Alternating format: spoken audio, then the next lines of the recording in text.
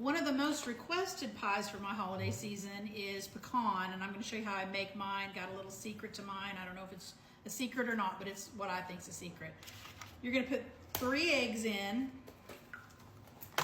your bowl, and I've already got a pie crust made up. You can buy one, you can make one. I make mine. That egg does not want to break. Make sure I don't got any shells in there, and I do. Get those out of there. Having a hard time today baking. It seems like I broke pie pans and all kinds of stuff. So burn a pie crust already. And I'm making a mess with the eggs. Good thing I got some cleanup stuff here. Okay, so we're gonna beat those gently. And you can use a whisk or whatever, but I'm just gonna use this rubber spatula so I don't have to dirty up anything else. I'm just beating them like that, guys. That's all I'm gonna do to those. Then I've got a cup of white sugar. And then here's my secret. You're supposed to put a cup of corn syrup, and I don't know if I wanna mess with this one, partial bottle or not. It'll take forever to get that out of there. Give that to my husband. What I do is I put in about 3/4 to 2/3, something like that, of the white clear corn syrup. And then I go in with the dark. Sometimes I do sorghum molasses.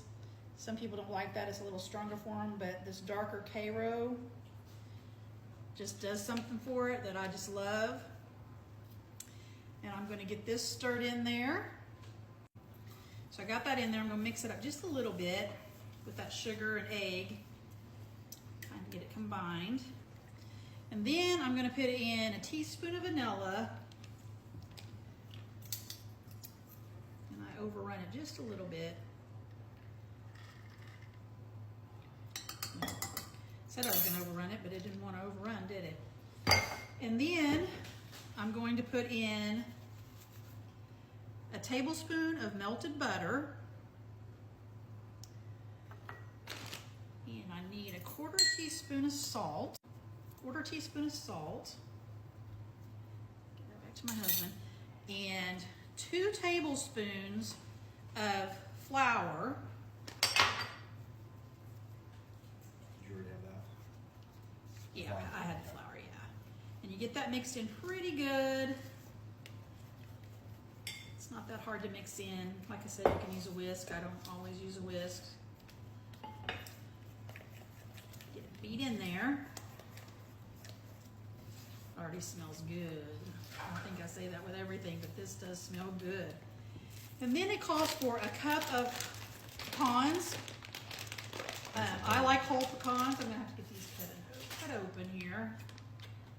Don't want to cut the little strip. But what I do with my pecans, and this is a 3/4 cup measuring here, I like to take some of my pecans and just kind of break them in half like that so they're not all whole pecans. Let me do that. Okay, so I got some of those pieces broke up in there, and I'm gonna add the rest of whole. And like I said, that was 3/4 of a cup, so I need a little bit more, about a 1/4 of a cup. And I'll break a couple of those up too. I just don't like to have all the nuts to be whole. And guys, that's all there is to that. You just stir it in there like that. Grab your pie shell that you got made or purchased, however you want to do it. I'm not gonna blame you for not baking one. You can make it semi-homemade all you want. And guys, these pecans will raise to the top as it's baking. We're gonna put this in a 400-degree oven to start out with. After 15 minutes, we'll turn it down to 350 and bake it for another 35 to 40 minutes. And this is gonna puff up. And I've already got me a piece of aluminum foil because I don't have those fancy pie cover, they go around the pies, called a pie ring or whatever. But I'm gonna slide this in the oven and I'll show you what it looks like when it comes out. Okay guys, he is out of the oven, looking good, smelling good. Guys, go enjoy you some pecan pie. Hope you enjoy the recipe and the little secret that I gave you that I use. Have a blessed holiday.